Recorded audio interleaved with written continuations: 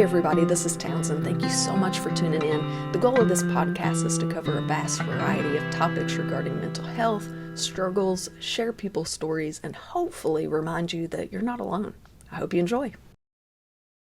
What is up, everybody? I'm so excited. So, of course, this is Townsend. Tonight is a strange night. So instead of Monday night at 6 o'clock or 7 o'clock, we're doing a Tuesday at 5. And that's because I'm going to be chit-chatting with Nashville's meteorologist, Meaghan Thomas. And we're going to be talking about her hearing impairments or her hearing deficits. We're going to be talking about the hard of hearing community, the deaf community, the hearing community, and everything in between. It's going to be really cool. I feel like this is a topic that we don't know much about, and we could all stand to learn a little bit more about it. Hi. Hi, how are you? I am good. I'm trying to, how do I make this brighter? I wonder if I should move locations. Do you care if I? Oh, no, go right ahead. You do what you need to do. How are you? Make sure. I'm good. I am doing so good.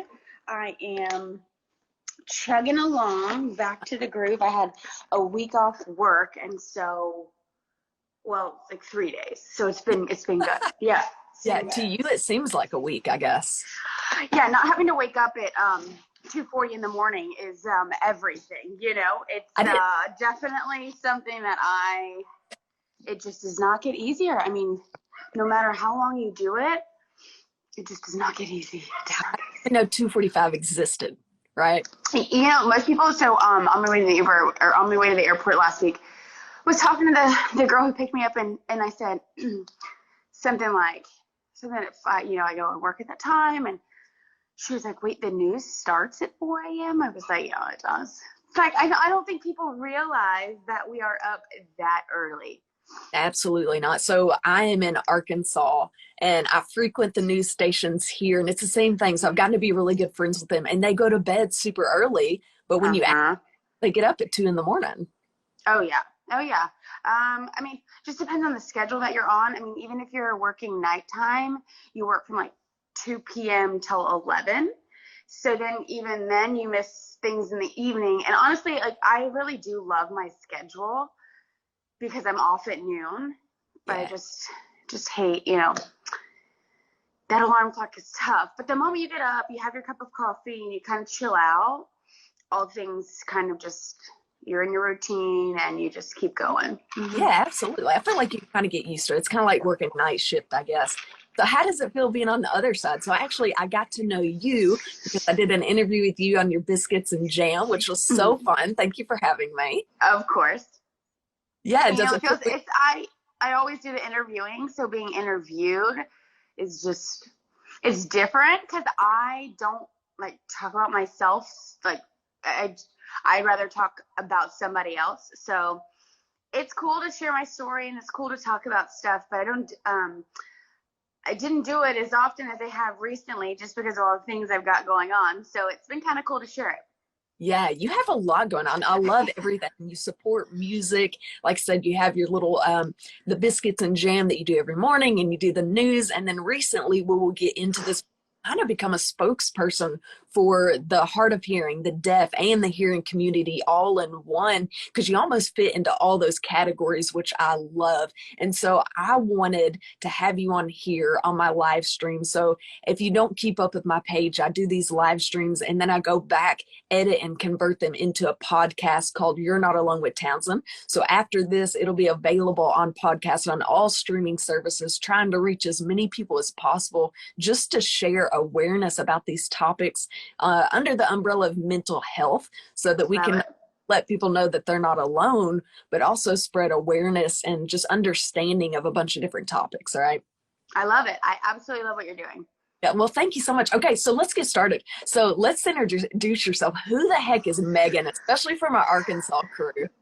Okay, well, who is Meaghan Thomas? I am an original Georgia peach, but spent the past 12 years between Alabama and Mississippi, just for 2. And then 2 years ago, this July, I moved to Nashville to continue my career as a broadcast meteorologist. I actually, on my Facebook page, just posted my first resume tape from 10 years ago. I it came up on my memories a minute ago, and I was like, oh my gosh, to know that you've chased your dreams for this long and it's worked out. And it's I mean, some people get in this industry for a year and they're like, I can't do it. And so be 10 years, down the line, it's just been so cool. But yeah, no, I'm the morning meteorologist now at News 2 in Nashville, Tennessee, and I absolutely adore it. My coworkers are the reason why I took the job. I met them and I just fell in love with them. We just instantly bonded. We're like a true family. So I do that during the day from 3 to noon. And then as soon as 12 o'clock hits, my other hat comes on and I become the president and founder of my nonprofit, The Heart of Hearing. And I am in the process of putting together and finding sponsorships for our huge golf tournament we're putting on in October at Old Hickory, a country club. So that is my other job that I do. And honestly, I have such a blessed life that I can't get enough of it. That is so cool. I love that so much. The Heart of Hearing. So I've been looking up, I see you post about it all the time, and I love it so much. Like I said, I feel like this is a topic that unless you're in that community, you don't know much about it. I'm hard of hearing, and in order to be deaf, you, with a capital D, you need to be completely reliant on ASL, sign language. If you are deaf with a lowercase d, you either have a hearing aid that's powerful or you have a cochlear implant, and you don't necessarily use sign language. You are able to communicate verbally. And I think it was up until about, Coda, the movie that took all the awards this past, month, people didn't really understand or even know what the deaf community, hard of hearing community really goes through. Coda stands for Children of Deaf Adults. And that movie just shines such a light, because if you have parents who are deaf and you come out hearing, you have to learn. And the other interesting thing I always found was that the deaf and the hard of hearing community are forced to live in a hearing world. So people get upset with those who may be deaf and or hard of hearing, but we're forced to live in this world where everybody can hear.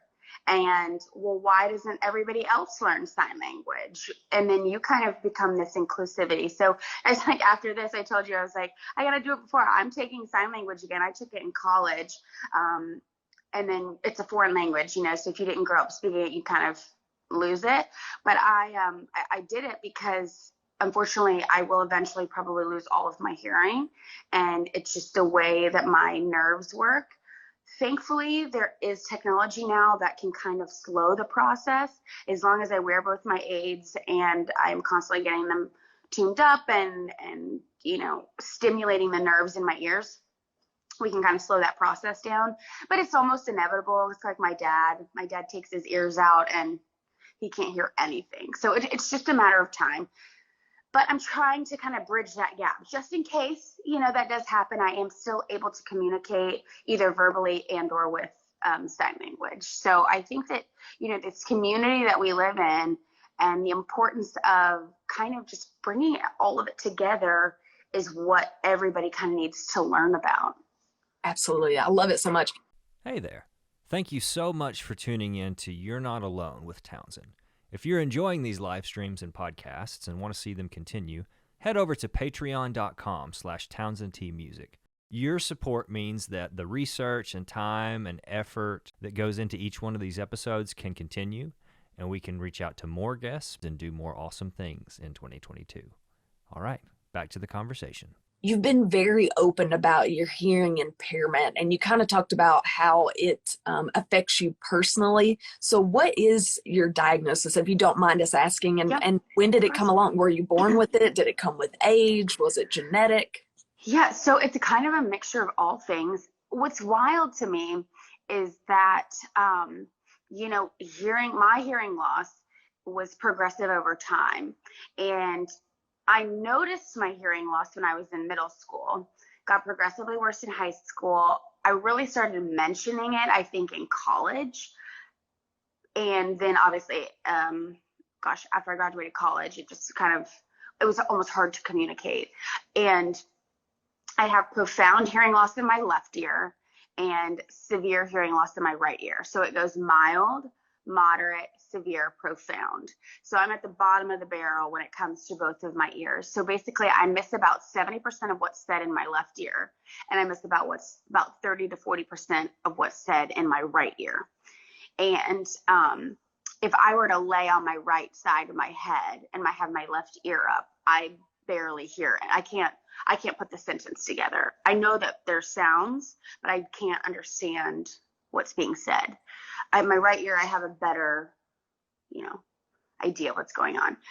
And you asked me, is it genetic? Well, yes, my dad is hard of hearing. He's worn hearing aids, my entire life. And so for me, I actually think that it went so unnoticed because my mom talks really loud, and then they've been married they'll be 45 years this coming February. Crazy. But she's always talked very loud to compensate for my dad. And then we also had all these tools at home already for my dad. So I only ever watched the television back when I was little with headphones, or I just followed in my dad's footsteps. I started reading lips a lot better. I read them really well now. I can listen to almost everything on Instagram on silent, even if there's not closed captioning, and can read someone's lips. That's too And cool. I mean, it's a pretty cool, trick, but I can't hear you.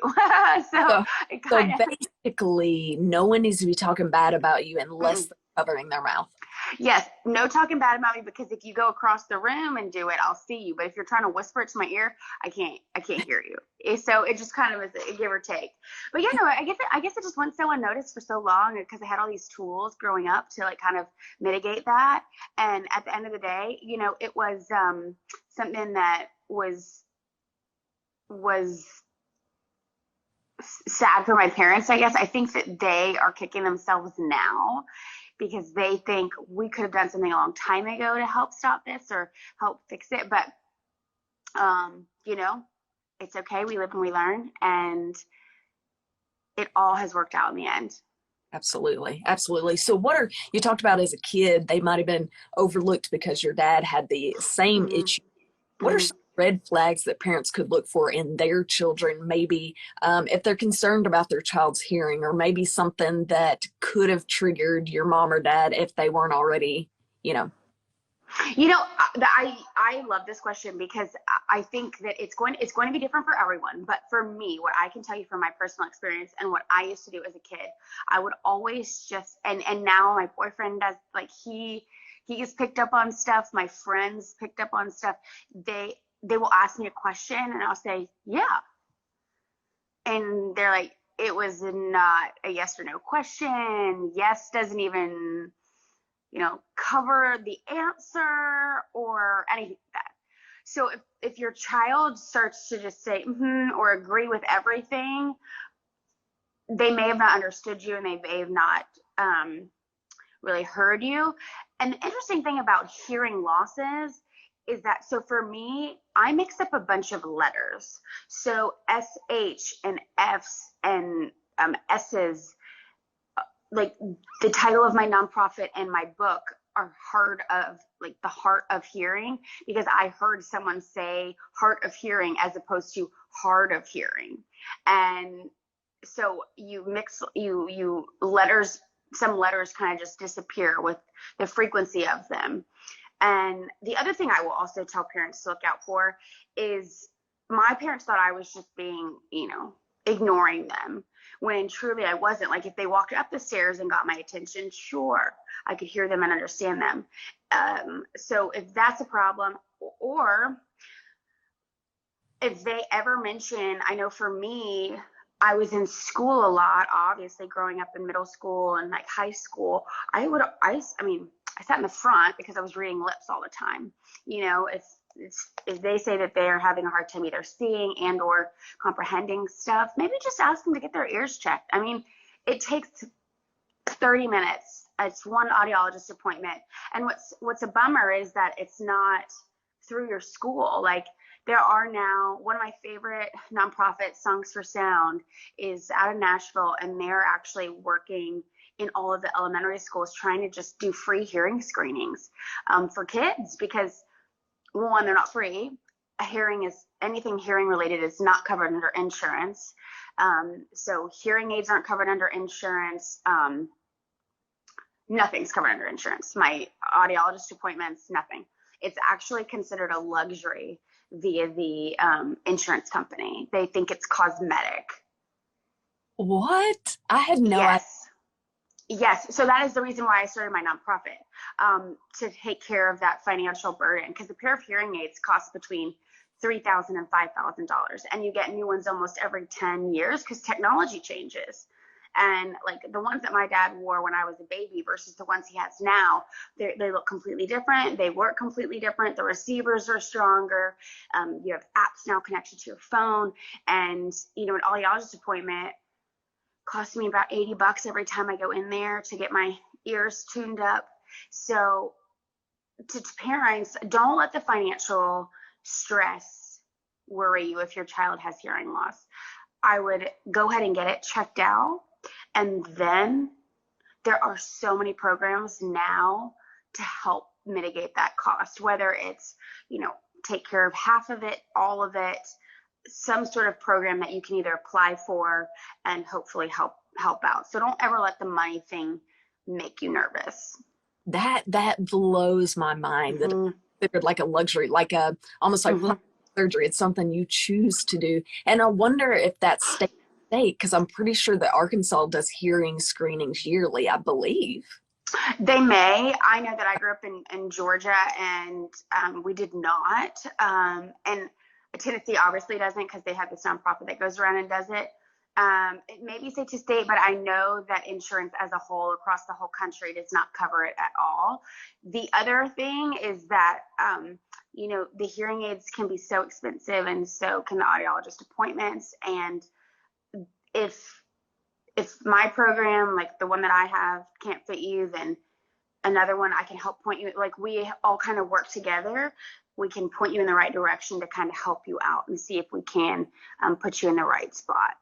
I love that so much. I think that's probably going to be the biggest thing that I learned tonight. Is that's crazy, because you think of adults that need wheelchairs or walkers. Medicare will pay for that, and Medicaid will pay for certain things, and Medicaid for children will pay for certain things, but it doesn't cover hearing aids. That's crazy to me. At all. And with the whole insurance side of it all, the fact that when they say like, oh, it's cosmetic or a luxury, when I was 23 and could finally afford one hearing aid, I needed two, but I could only afford one. My parents actually ended up paying for it. You don't want to spend the money on it, but you need to spend the money on it. So it's not something like, oh, I want to go spend $5,000 today on a pair of hearing aids in my 20s. That sounds terrible. I didn't have an extra $5,000 sitting around when I was that age either. And not many people do. And so to have this kind of financial umbrella, burden on top of you was stressful. And so, when I was 26 and got my first pair, I actually went through a vocational rehab program, and they were going to pay for half of it. And so I took out a credit card, was ready to swipe that bad boy for $2,500. Because I got the ones with the Bluetooth in them. So right now I'm talking to you via my ears. Like, you're inside my ear. Like, I can hear you in my ears. And so I got those, and then I was willing to go into credit card debt for something that I needed to live day to day. And I think that's where my heart breaks. Well, then they came back at me and they said, actually, we're going to pay for all of it. And so I just remember just sobbing in the office and calling my dad. And at that point, I think that's when I want to be able to give this feeling to somebody else. So that's why I created my nonprofit, The Heart of Hearing.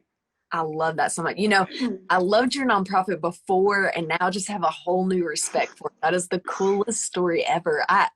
Man, that makes me want to go out like with signs, in front of Apple and be like, change insurance. What are we doing?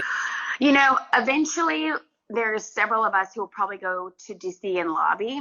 And I know that they are working on, quote unquote, having like an over-the-counter hearing aid, but that is not, it's not good. So an over-the-counter hearing aid is basically just going to be an amplifier, meaning you're going to be just, everything's really loud. My hearing aids are specifically for me. It's like a contact prescription. So like my left ear misses X, Y, and Z. My right ear misses these letters, but together they've made it work. Like the technology kind of fits. If there's just an over-the-counter hearing aid, I would still be missing all these words. They would just be now louder. Does that make sense? Oh, absolutely. A lot of people that I know that have even the older hearing aids that cost $2,000, they hate them because when they go in a restaurant, they hear everything amplified, not just what they want to hear. So my favorite part, so I wear Signia hearing aids, and my hearing aids, they're amazing. It's when I say that they are the best ones I've ever had. So I have an app on my phone, and I have it programmed to where when I go into a loud restaurant, it cuts out all the background noise, and all I can hear is the person in front of me. And then there is also a mask option. So I click the little mask, and it almost sharpens everyone's words because so much was getting lost for the hard of hearing community. That mask problem or the mandate was such a problem for those of us who can't hear and those of us who rely on reading lips. I cried in the Green Hills Mall because I asked this person over and over and over, and I just was like, I don't have my hearing aids in. Can you please just pull your mask down for like 5 seconds and like stand over there, but I can read your lips. It became such a problem for those of us who rely so heavy on that. And I know it was for safety reasons, but it made you not even want to go anywhere. As someone who is hard of hearing, like it made you want to go nowhere. But my hearing aids, and there are other brands out there. I mean, there's Signia, there's Phonak, there's Oticon, Starkey. I mean, those are just 4 that I can name off the top of my head, but they are, all of these new Bluetooth ones are becoming so high tech, and it is very cool to see how they've all evolved. Yeah, absolutely. They almost used to be like a brick in your ear, And those were my dad's. Yeah, you can't even see it. No, like if I were to put my hair behind my head, like it's back there, but like even if just like straight on, you can't even tell that it's there. That is too cool. I love it. So what do I had thought about the mask thing before, even with children with speech impairments that can hear you. I can't imagine learning language as, with a hearing impairment or anything like that. But even before that, for you, what was the most difficult task in everyday life that you felt like with someone with a hearing impairment? I think the hardest thing was like in school was absolutely trying to take notes. Now there are these things, even in college, you can get a cart writer, so you would have a note taker. And I wish that I had known about that or had taken advantage of something like that in college, because if you are watching your notes like on the board and you are writing it down, but they're talking and you're trying to read it, but you can't, and they click too fast and you didn't hear what they said, you miss so much. And the other thing is I would also encourage, if people are in the education world, every video that they do, please put closed captioning on it. I mean, even this, like once I post it, I have closed captioning on all of my stories because someone may prefer to, read that or have it. I watch the television with closed captioning because I would miss everything otherwise. Television is hard to follow because cameras move and you can't always watch their lips. So I always have closed captioning on, and that's also why I don't go to the movies, because movies don't have closed captioning. But I think ACM, is that the name of the movie theater? They just came out with like one night a week. I think they have closed captioning on movies. But in my adult life, the hardest thing, I think it's just almost being okay with it. I think you get to a point where you have to kind of just accept that this is what you live with, and it's not this, detrimental thing that I have going on. Everybody that I've talked to, and when I finally really came out and embraced it, I think me sharing about it helped me almost be more okay with it. Like me talking about it on social media, it was something that I was super insecure about and almost embarrassed about, with the amount of times I was like, what, huh? Can you repeat that? What? And now I automatically say, listen, I'm hard of hearing. Can you please rephrase that? And that was the other thing I was going to teach you guys. If you are talking with somebody who's hard of hearing, if they say what, just rephrase the sentence. Because like I said, if you repeat the same word over and over again, I'm still going to miss those letters. So if you change your whole sentence, it will help that person understand it just slightly better. That is good to know, because when I myself, I just repeat the same thing, either louder and slower, Yep, or a different frequency, but I never thought to just reword it all together. Reword it all together, and that will help that person understand it better. Because if you say the same word over and over again, you're going to get the same response. And if it's louder, that's helpful, but just talk normally, because that person may also be reading your lips. So if you go really slow and talk like this, we can't follow you. So if you just talk normally, but then rephrase it, it all works out. Very good. Okay, I'm learning all kinds of things.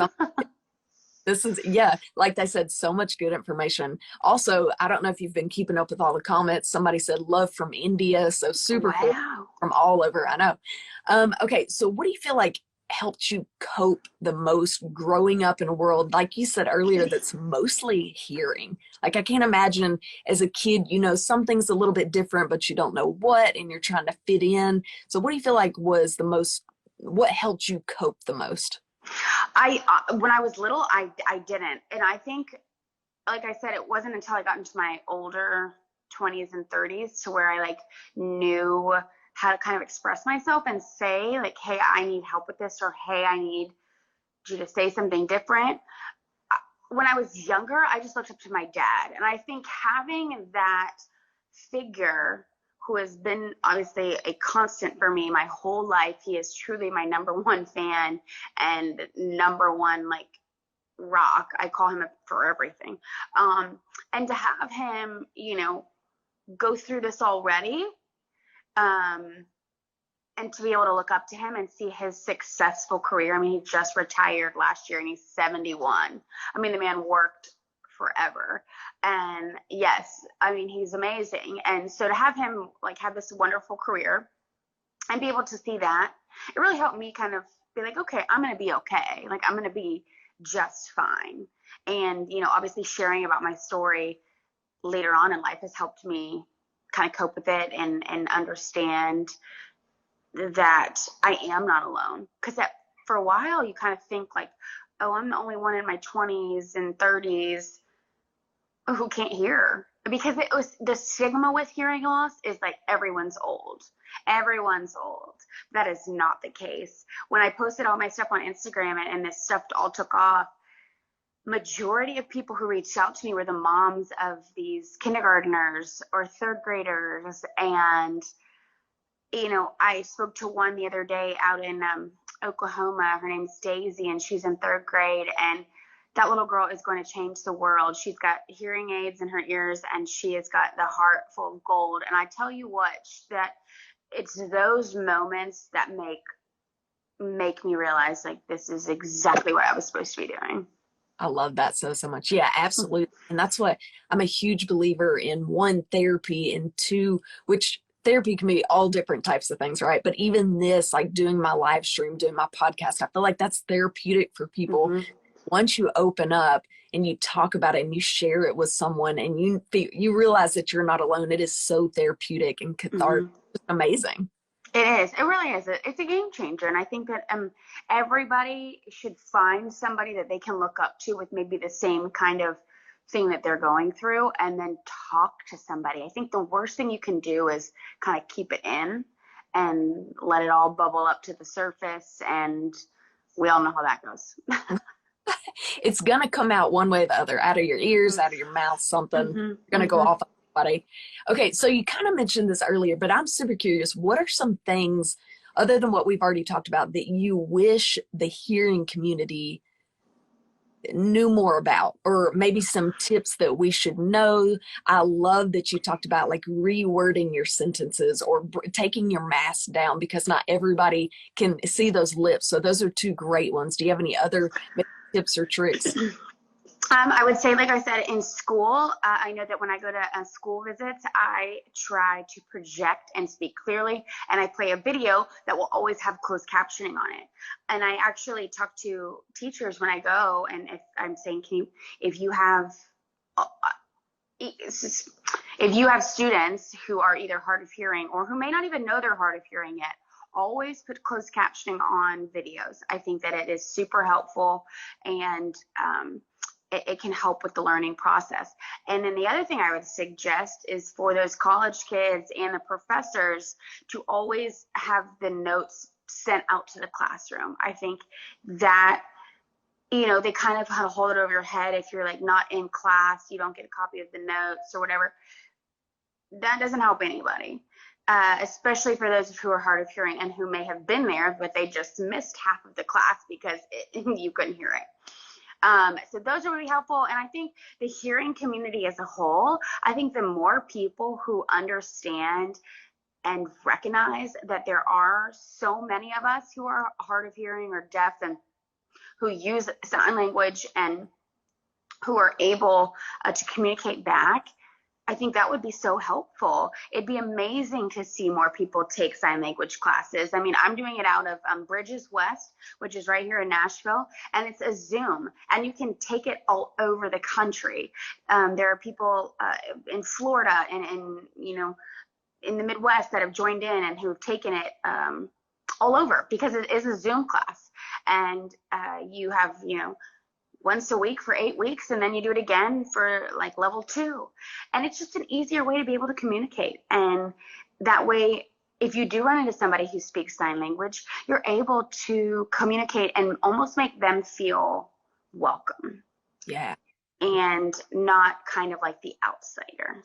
I was going to say, I can't imagine how, almost isolating that feels. So it was funny. We were in Mexico this weekend, and at dinner across from us was this couple who was speaking in sign language. And I was trying to follow along in their conversation. I kept being like, oh, I think that means like they said mother or father and like something. And like, I was like trying to like learn it. But then I also really wanted to go up there so bad and try to talk to them, but I'm not good enough yet to do that. And I didn't want to, make anybody uncomfortable. But I feel like if the general public could even learn 10 signs, like a hello, or my name is, or I'm hearing, or, just make someone like, how are you? Make someone feel welcome. And I think that's the most important part of it all. Yeah. I took sign language in college. Love it so much. I'm super intrigued by it. And I went out to eat not too long ago, and I saw these two men as like friends out for dinner, just going to town doing sign language. And I couldn't help it. I was staring at them, like trying to nonchalantly stare, because I didn't want them to think I was being disrespectful, but kind of like you, I was trying to pick up on things, and I thought, am I good enough to go talk to them? Or so I wanted, same thing. I really struggled with, should I go up and say something to them? But what am I going to say? It would be just like walking up to a total stranger being like, hey. But, like in class the other week, we learned I'm like learning, and then this is signs. So I'm learning sign, and you can, just pick up like little things. Like I know, so this means hard of hearing, and depending on how you're talking or what the word is in front, like this can be deaf or this can be deaf. There are little words that you can pick up here and there that may help make someone feel more included and kind of bring everything together. I love that so much. I've got a friend right now that actually, she's an interpreter in like court cases and churches. Oh, wow. So when we go out, she's constantly signing while she's speaking, and it is so intriguing to me. It's so neat. I love it. Okay, so I want to get to your book that you recently published, and I want people to know, one, I went on to order it, and that thing sold out so fast. Mm-hmm. Message, and you said, I only got a couple of left, and I got on, and that thing was gone. But Yes. I love it. I love that it is so successful. So tell us a little bit about this book and where people can find it. Well, I just ordered 50 copies. Oh, actually 100. So you can, I'm going to buy 100 copies, and you can either get them through my nonprofit or you can get them through my website. It's the same thing. It's the same website, really. And the money does go back to my nonprofit. So that's why, it's important to me. I have one left. This is mine. Because I literally sold them all. And I was like, wait, I didn't even keep one. And so, this is it. It's The Heart of Hearing is my nonprofit. And then Heart of Hearing is my book. And so the book is just, it's very elementary. It's the cat hears the cardinal chirp and all these different animals. And my favorite part is all the animals have hearing aids. They're all wearing hearing aids in it. And all the kids have hearing aids and or some sort of aid on their ear, whether it's a cochlear implant or a hearing aid. And at the end of it all, it says, and I hear it all because I wear my aids. And I think it's important for one, the hearing loss community to realize, I have to wear these in order to hear everything. And I think it was great for hearing children because it shows, like, yes, we're a little different. We've got these little magic ears on. However, if we didn't have them on, we wouldn't be able to hear everything. So it kind of teaches children to be more accepting and to understand. Like, you can ask that if you're a teacher. You can ask, what did we learn at the end of this? Well, these kids wear it so they can hear everything that we hear. And it doesn't make us too far off. Like, we're not too different. And, I think that it's just a lighthearted little book, and I am hoping to make more. I've got several ideas written down, and I want to take these kids on an adventure and also incorporate, weather into them as well, to kind of blend my two passions and see how it all kind of transpires. But it was a fun book to do, and it's one of those moments where you say, oh my gosh, I actually did this. It's like a real thing. It's in my hands, and I could not be more proud. And it's just a humbling experience that one, people bought it, and it's now sold out twice. So I keep buying all of them, and then you have to resell them, obviously. But it just the printing process takes a little longer. So I totally get that with merch. As a musician, I get that. It's really scary because all the money comes out of your pocket in the front end. But yes, it does. cool. Yeah. How cool, and just, gosh, rewarding to know that kids are reading this and it's changing lives and opening eyes and ears, which is just so, so cool. So I'm going to have to get my hands on a book for sure once they get back online and everything. Yes. So we talked about earlier, are there any resources that you would like to share for people that are looking or for people that are watching that are easy to get to? Yeah, of course. Okay, so if you are in the market for a hearing aid, there are different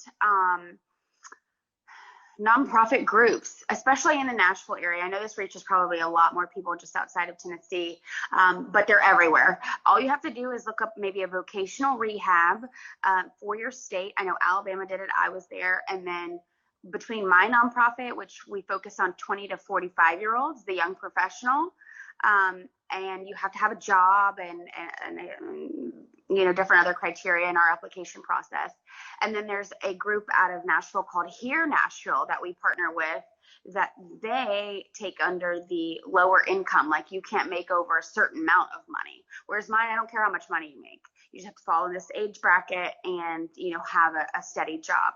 And with theirs, it's like the lower income families that they take care of.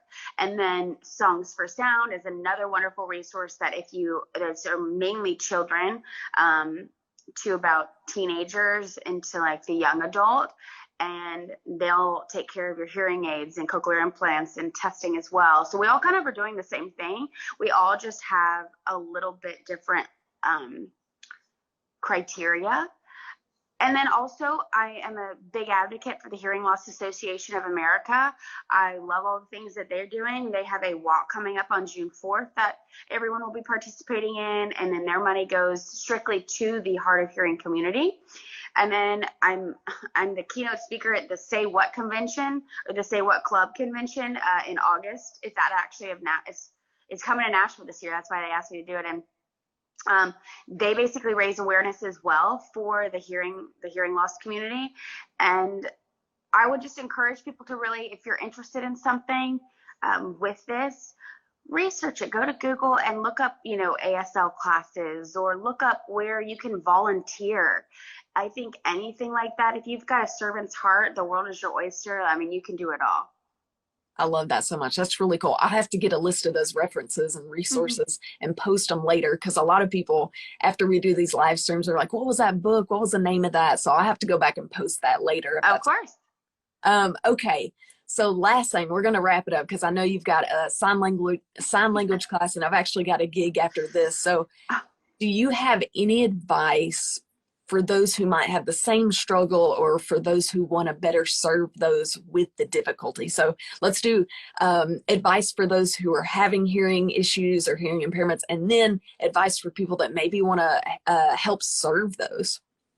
So my advice for those who may be struggling with hearing loss would be to embrace it and then go get help. Understand that you are not alone. Really accept it. And then everything kind of just snowballs, and you can fit into this hearing world, even though, you may miss a couple things here and there. But just really, truly embrace it. Embrace that, like, you were made the way you are. I mean, at the end of my book, I have Psalms 139, verse 14. It says, I'm fearfully and wonderfully made. And I was made this way for a reason. And I think that if people understand that they were made this way for a reason and they use it for good, oh my gosh, you can do anything. And I would also just, tell them to go get their ears checked. I mean, it really is a quick process, and it's super easy. And if anybody ever wants to reach out to me and ask for advice, I'm more than happy to give it. And then for those who want to serve the hard of hearing or deaf and deaf with a capital D communities, I think that, look into the programs that are in your hometown. If they're having an event, go to it. If there's a nonprofit anywhere close by, donate to it. I mean, we all have about $5 to spare. And, I think that anything that is promoting good and wellness and health related, I think that that's where money should go. And I think that that's always, it's never going to go away.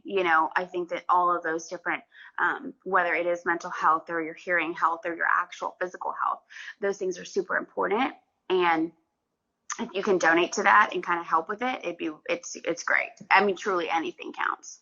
Yeah, I love that so much. Absolutely. Thank you so much for joining me. I loved it. You are amazing. Keep doing what you're doing. And I got to get my hands on a book. Yes, ma'am. I will get you one. Hopefully I ordered them. Hopefully they'll be here within a couple months. I don't know. I'm so proud of you. I love this so much. I love your calls. Everybody go follow Meaghan. So like she said, she's got the heart of hearing, and man, I've learned so much just from this, 45 minutes that we chatted. So go follow her journey, buy her book, donate, look at her references. It's amazing. But Meaghan, right. You have a great evening. It was a pleasure chatting with you. Of course, anytime. Let me know when you want to come back on Biscuits and Jam, and I'll come see you play. Girl, anytime. All right, have a good one. All right, I'll see you. See ya. If you enjoyed this conversation and are interested in becoming a sponsor, feel free to shoot me an email at townsendtmusic@hotmail.com, or shoot me a message on any social media platform at Townsendtmusic for more information. I would love for you to become a member to help spread awareness that you're not alone. If you're looking to buy or sell, I have the perfect realty company for you.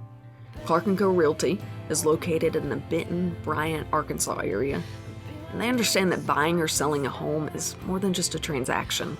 It's a life-changing experience. That's why their team of highly seasoned real estate professionals is dedicated to providing exceptional, personalized services for all their clients. They truly take great pride in the relationships they build, and they always work relentlessly on the client's behalf to help them achieve their perfect real estate goals.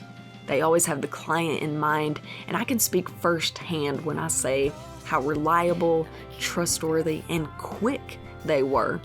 When I was looking to buy my first home, they were there with me every step of the way, answering every question I could think of.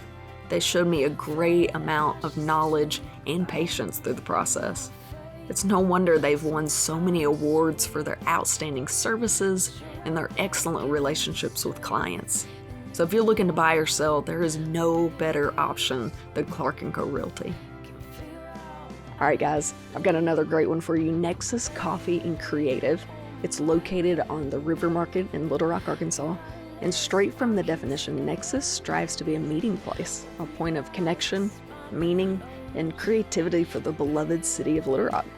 The core of their being is community, so whether you're local or a vagabond, or you're even here for a limited moment, they want to make that moment remembered. I've never been anywhere where I've been treated more like family. When I walk in the door, I'm immediately accepted, loved. They're just so interested in each and every customer that they have. So not only is their coffee and their baked goods just the most amazing thing I've ever had, I love going for the community itself. They're amazing. So if you're in Little Rock, make sure to swing by Nexus Coffee and Creative.